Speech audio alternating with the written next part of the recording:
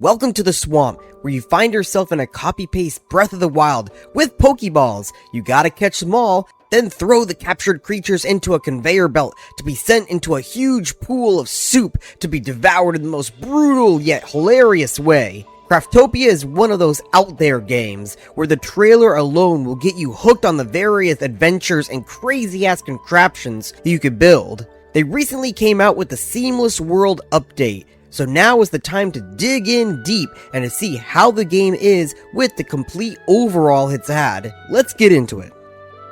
My name is Excalligator. I rate games based on many categories that would fit into most survival games, based on a 1 to 5 system. If a category does not apply, it will not affect the game's overall score. Now let us get started.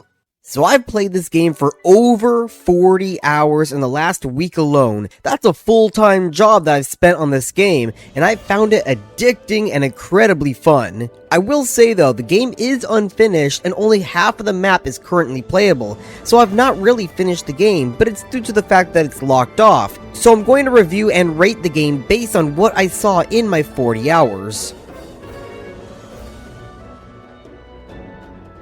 Craftopia is now an open-world sandbox survival game, which is a mix of Breath of the Wild creatures and world, Pokemon capture system, a bit of Genshin Impact, some mild Monster Hunter combat elements, and factorial industrialization all combined, where the world had been destroyed and humanity has been given a second chance. So now you have to go out and try to fix everything while fighting off fantasy creatures and making your way through the world of Craftopia.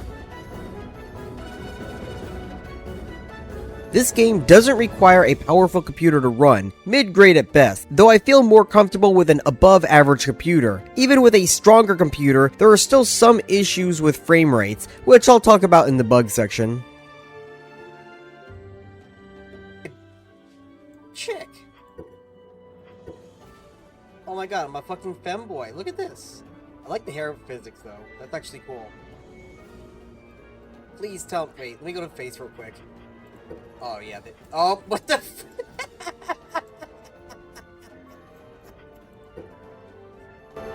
The character creation at the moment isn't finished, as 2 of the tabs are unavailable. It also is a bit weird because even though it gives you a lot of options, the various options don't seem to blend in well. All of the head options look like they're the head of another character that doesn't match the body, like putting on a Ken doll head on a Barbie doll. There is also no body options, so you always have to be a femboy twink if you're a male, which doesn't work with some of the face options, as some of them look a bit more mature or just older. There is a race choice which can affect your stats in the customization, but it doesn't change your character much other than pointy ears or tiefling horns. I'm going to rate this a 3 out of 5. There is a bit of fun to the customization, but it is also lacking in a lot of departments.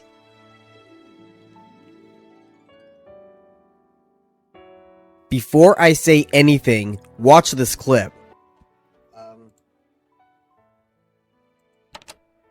Oh, what,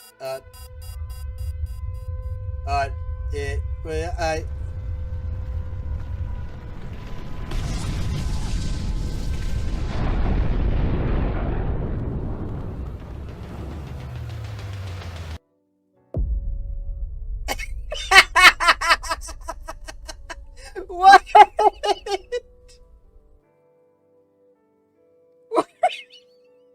I swear to God, I don't think I've laughed harder in any opening of any game. You basically start off with a big red button that destroys the world. Then you talk to the God of the universe who tells you that you will have a second chance at redeeming humanity. Therefore, you are sent off to Craftopia. This will take place after creating a new character, which is optionally skipped if you want to. From there, you're able to pick a save file, similar to Valheim where you could play a different character on a different world save. Once you are in the world, if you are a new character, you are placed into a tutorial cave where you can learn a few basic skills, like some minor combat, some crafting and such. I did notice on my second character the whole area was empty, so I think it only works for new players. or if you don't skip the opening cutscene. You finally leave the cave and are introduced to the world of Craftopia. From here you could choose to go on and do whatever you want, or you could follow the little bit of a nudge in the direction that the game tells you to, which I decided to oblige. In which case, you will arrive at a small village, which has some basic crafting benches free to use, some vendors, and some quest givers. Again, you can choose to do things as you wish.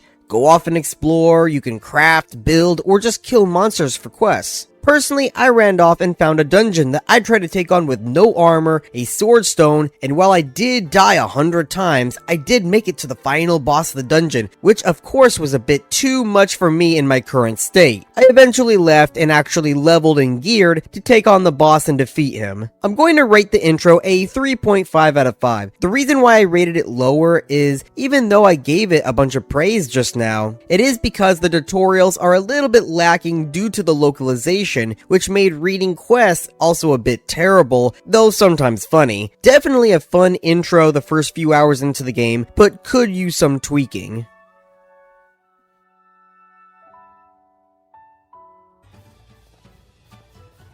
Let's try this bridge. Oh! No. Woo! Look at that!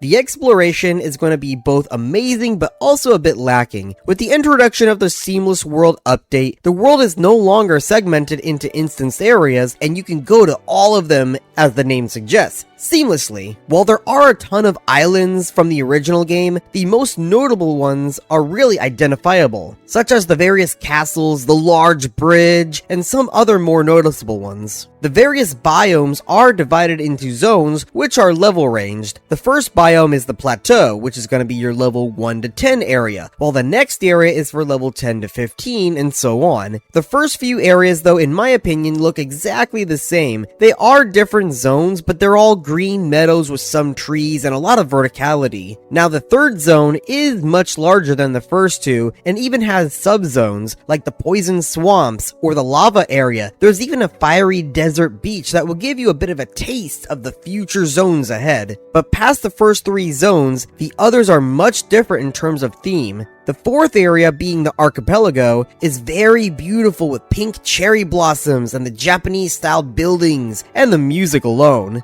The other areas, unfortunately, you can't travel to as they are unfinished and locked off, meaning half of the map is still locked away, but you can see various other biomes from a distance, such as the deserts, snowy mountains, a lava area, and so on. I did kind of sneak into the snowy mountains a little bit, but it teleported me off since it's still locked away. While there are definitely reasons for you to want to explore the various areas of the map for certain resources that can only be found in certain areas, you also have soul orbs, which are like Korok seeds, which are scattered around everywhere on the map, and you can collect them to turn in for progressional upgrades. The creatures of the world are also assigned to specific areas, which unfortunately means that they are not dynamically spawned like how I enjoy. I just learn to deal with it and learn where all of the spawns are as I explore.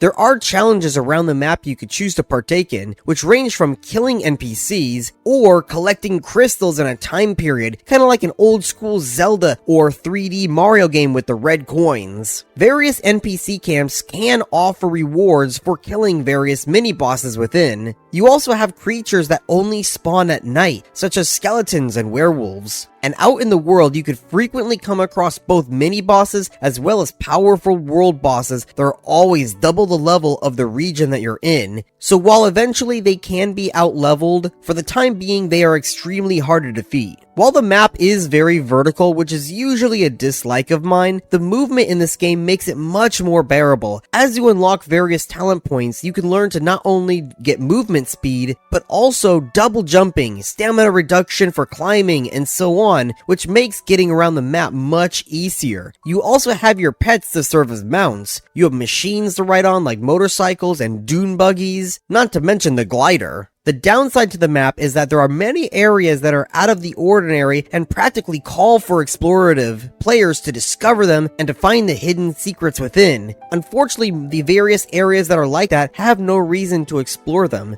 Like one island just off the coast I found, which was a fortress of giants that could one-shot me, but it had nothing inside of it. No chests, no rewards, so I felt it was a waste of time. I think I'm gonna rate this section a 4 out of 5. It is definitely a great open world experience, but could use a bit more incentive to explore the various corners of the map that the various quests don't send you to. I would like a bit more variety in the exterior dungeons and outdoor puzzles, and the bosses with rewards that are in the areas that are lacking at the moment, just to help fill it in all of the way. It's like coloring in a coloring book, but you're not reaching all the way to the black lines, so it's incomplete, but what is filled in is very good. Okay, so here's the deal. This game is touted as a survival game, but in terms of the survival aspects, is completely non-existent. You are not trying to survive. This is more of an RPG with a hunger system that is never really in danger of being low because food is plentiful. The only reason to cook anything is to get your increased food buffs to enhance your character. As such, I want to spend this section specifically talking about how you progress your character in terms of power level and such instead of survival because it is non-existent, and I feel like I could repurpose this section instead of skipping it. So, there are many ways to upgrade your character, which is tied to many forms of gameplay. The primary way of progression is of course your levels. You level up your character just like a typical RPG, which you can get XP from various aspects of the game, killing, quests, harvesting, and various challenges. You can also purchase experience potions from vendors for a good amount of currency. From there, you have your talent systems. You can choose various categories to pick from to grow your character how you wish. Similar to Skyrim, where there is no set class, you build it yourself. Now, since this game is not finished, I'm just past level 30 and I have enough points to fill in around 3 trees. So as long as you have an idea of what kind of character you want to build, you really shouldn't run out of points anytime soon. Now, your talent points are not all from leveling. Some of them come from challenges and quests that will award you extra points. Some challenges even offer you more bag space in your inventory. As you explore the world, you find soul orbs. By defeating bosses, you will get slabs. Both of these items can be turned into a certain NPC who will permanently increase your base stats as well as give you blueprints to build special items. There is even a whole specialized progression system for farming out your crops and trading them into their own currency, but we'll get into that more in the farming section. All in all, I feel the progression is very involved and very rewarding. Every aspect of the game progresses your character in many ways that all feel good. So this section that I shall name the progression section shall receive a 5 out of 5 for the amazing gameplay of building your character. The building in this game, while a bit finicky when placing the items down, can also be diverse in the various buildings and placeables. In your handcrafting menu, you can only craft basic wood and stone, though when you have a furniture workbench, you can craft many types of buildings from unique pieces that you don't often see with other games, such as walls that have built-in balconies and extended rooms that hang over. There are also many placeables to decorate your home, most of which you get from boss battles, like getting statues of the bosses by defeating them. The only issue I have with the building is placing them down to begin with. While the building, you have 3 modes. You have the standard snap system, there is a free build mode, and then there is a mix of the two. The free build system doesn't work at all for what you needed to do. Same with the hybrid one. The only reason I ever had to use them was to place down an automated mining facility with a forge and a chest that does the smelting for me. Placing it next to the ore node was a bit impossible without that hybrid mode, as the snap mode wasn't aligned with the node. However, if you try to build your home with the free or hybrid mode, your house will not work. I tried to make it work and it just wouldn't, so I had to deassemble and rebuild with the snap mode on. For the crafting of this game, it's pretty basic in terms of how these games function. For when it comes down to the basic crafting, you have your hand crafting menu and various types of workbenches with certain items. Farming for materials isn't that bad either, as the majority of crafted items only need a few items each, and while chopping a tree or mining ore, you get a lot of them per node. With that said though, there were a couple of quests in the entire game that I did have to go out of my way to grind materials for. Both quests were for the exact same item too. Now that's just crafting in terms of the basics. Crafting and harvesting can be fully automated. As you progress and get machines that will perform a single function for you over time, most of these facilities can be combined to basically make a mini factory that will do everything for you, like the one I mentioned before and that you see here of a drill that mines ore for me, which then sends it off to an automated forge and smelts it into bars and sends it into a large chest to be picked up later on. There are also ways to automate your animal livestock as well for your farming. The only issue with the automation is that if you get too far away from these little factories, they will stop production. That doesn't apply to crafting benches though. Speaking of farming, the crops are used for both cooking and for currency. A lot of the vendors in the world will sell you blueprints for items, and the currency is of various crops. But there is a progression system to it. You start off with potatoes, and you can use the potatoes to buy rice seeds, who then sell to the next vendor who sells and buys for rice. But he can also sell you cabbage seeds, which the next vendor will use. As you grow your farm, there are ways to do it manually that is more efficient, like standing in a certain spot to seed and water 4 crops at a time for the optimal output. From there, you can automate the farm to harvest and collect for you. Wheat fields will always grow wheat. Farming crops are for food items that you get to choose, and then you have pots for herbs, which will always continue to grow the same herb of your choice once the seed is sown. Farming isn't a hassle either. All you need to do is water the crop and they grow. You don't need to baby them the whole time. Not to mention, when you get the sprinkler to automatically water your crops for you, it becomes a lot easier later on. The only issue I had while farming is when you have the crops next to each other while walking across them, you can get stuck between the plots. This is a very common occurrence for me and it's very annoying. Anyway, the building, crafting, and farming, I think there are many things great and creative with the various systems here. Of course, there are some issues, especially with the building system itself, so I'm gonna rate this a 4.5 out of 5.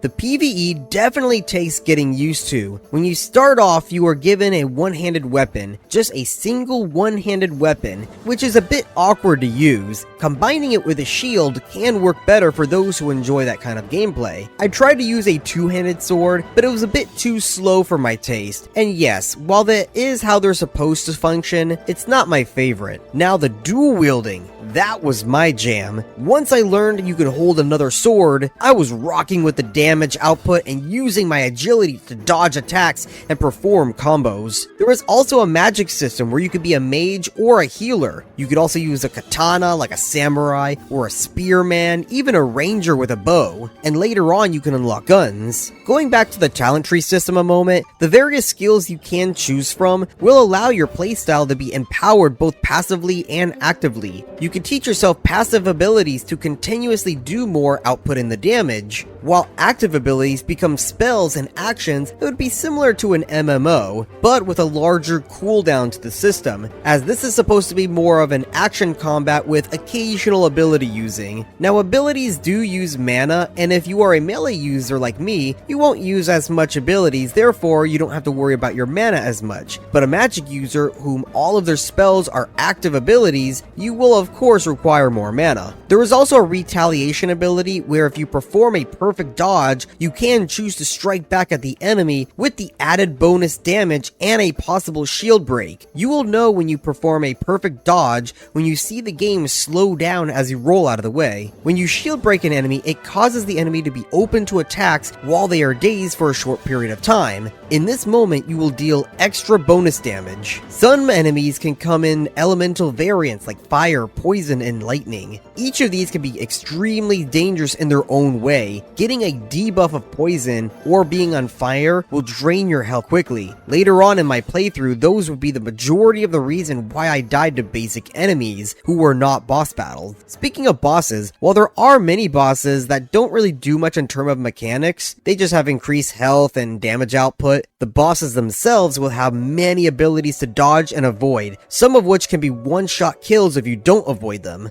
You can find world bosses sitting in a large stone circle waiting for you, while mini bosses are a bit more hidden in the world. You also have bosses in dungeons, and once you defeat the dungeon itself, you can choose to replay the boss on a harder difficulty with increased reward chances. Now earlier I talked about combat and talents. One of the talent trees and the main mechanics of this game is to capture creatures in a diamond-shaped Pokeball. After being captured, if you release it right away, the pet will be friendly to you and be more as a decorative pet as they wander around the area where you release them. This is the best way just to have a house pet or a menagerie, though sometimes they will bug out and still attack you, in which case I just keep them in the Pokeball and throw them in a chest. On the other hand, you can change them to be an actual combat pet. When you do so, they will revert to level 1, then you can summon them as combat pets, and you will have to level them around as they follow you and fight with you. You can use them as mounts to travel faster as well. In most cases, that is, they will fight with you, kind of. The combat pets are very buggy at the moment and are basically unusable as combat pets. Every time I try to use a different pet, from a bear to a lizard man to a werewolf, they would just run around the enemies because their speed mixed in with the turning radius was too much to properly head to the locked on enemy. Then they would miss all of their attacks, and every single time they would get hit, they would freeze, like the model breaks and the animation is shot, and they just freeze in place, stuck in animation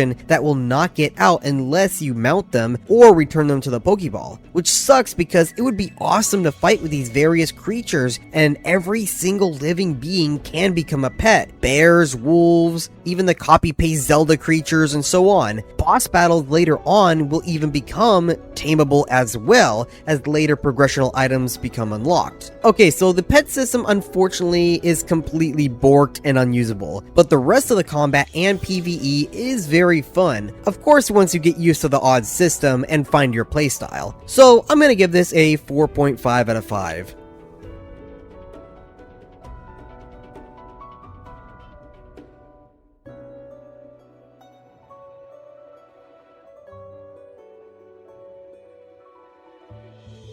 Unfortunately, I will not be able to rate this section as the Seamless World update has basically broken the multiplayer. It is unusable, and even through other means such as port forwarding, there's just no way to connect with my friends. So with the new combat system and such, there is no way to tell how it all really feels in a multiplayer sense. Therefore, this section will not be rated.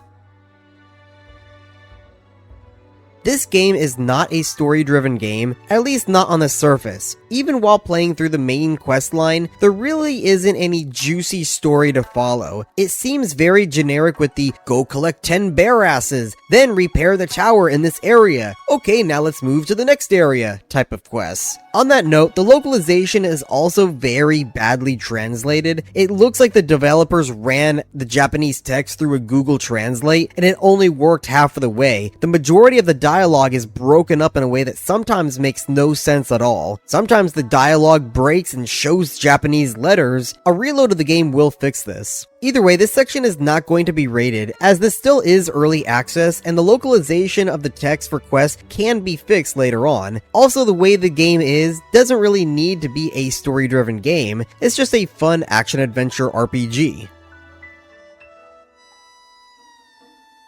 The story as it stands is that you are the one who destroyed the Earth for whatever reason, who the fuck knows, and the god of the universe wants to give you a second chance. Basically the story of Ruby, if anyone's seen that show. Now it could be due to the localization or just a lack of the story in the game, but we really don't know why we need to build the various towers or defeat the various bosses in the dungeons. But we have a collection tab with orbs that we get from them, so there has to be a reason. We just don't know as of right now. As such, I'm not going to rate this section because the game is unfinished. Perhaps later on when this game is more developed, I will re-review this section.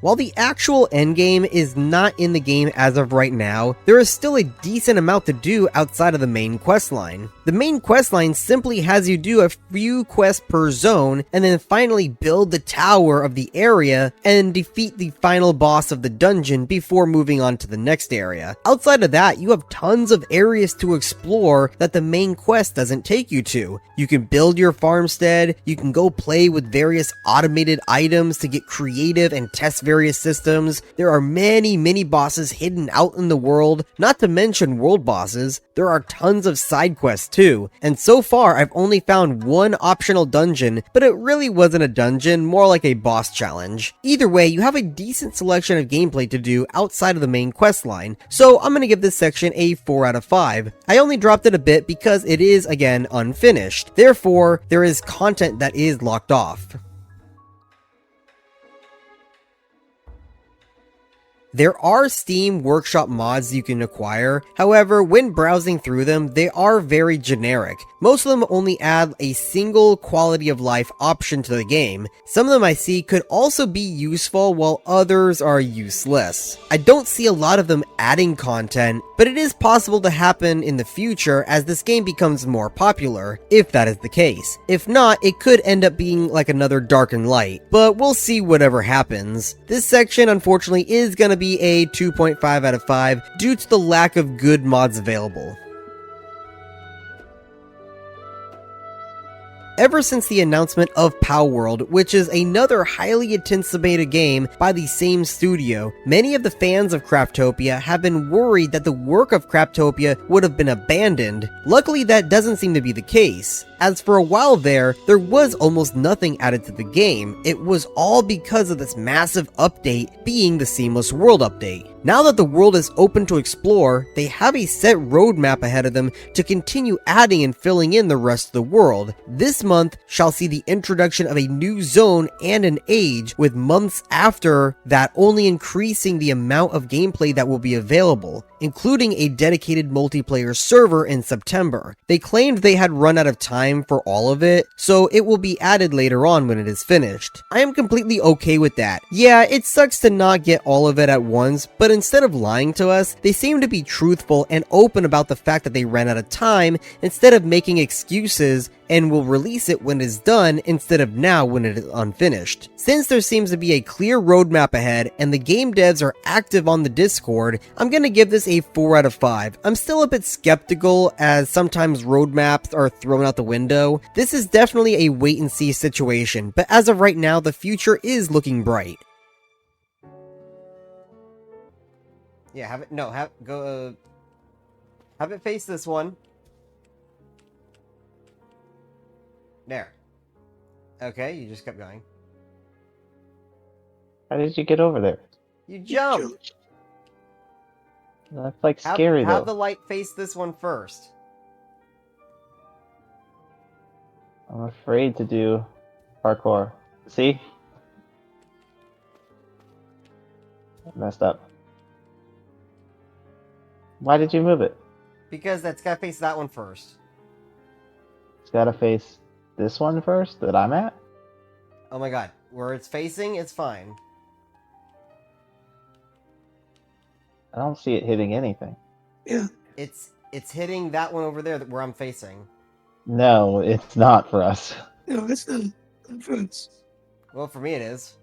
The Seamless World has brought with it many bugs and issues that are not being taken lightly. I am lucky enough that I have not had any of my gameplay experience halted or disrupted due to bugs. I did have a few issues with occasional lag spikes, but they were not constant. Of course, I already mentioned how the pet system is completely unusable. People have reported that the game is both hitting their GPU and CPUs very hard, to the point that their machines are overheating. And many other bugs have been reported, though aside from that, luckily many of the various bugs that have been reported have been fixed and are being worked on as we speak. Since the update as of a week ago, when I am writing this review, there have been at least 4 or so hotfixes to address the majority of these bugs, including some of the issues that lead to the overheating of machines. While I won't say it won't happen anymore, it is less likely now to not do so. They have also mentioned how the localization issues are an issue of the transferring of game data to the new version and that they are focusing on fixing it. So hopefully it won't be an issue anymore within a month or two. Though the larger bugs that are still present, I'm sure they will have time to be fixed in the updates that they have planned for the monthly release. I'm going to rate this section a 3.5 out of 5 for now. Definitely bugs, but nothing game breaking for the most part, and a lot of these issues that I've mentioned are currently being addressed by the devs. My overall score for CRAFTOPIA in the Seamless World update is going to be a 4 out of 5. Yes, while there are a lot of issues that the world itself is unfinished, the game is incredibly fun, and I've been playing it non-stop since I bought it last week. The various things you can do allow you to be creative in the sandbox space and think outside of the box to create amazing things and to think your way out of issues. The combat system is a bit fun and enjoyable, as was the exploration, even with its few issues. And that is the end of this video. If you liked my review, please subscribe to this channel as I will be making more in-depth reviews of open-world sandbox survival RPG games, including those that no one ever talks about from the deepest, darkest depths of Steam. Some games that even look like the muck at the bottom of my pond. If you have any suggestions for what game to do next, please comment below and like this video. Florida Gator Man out.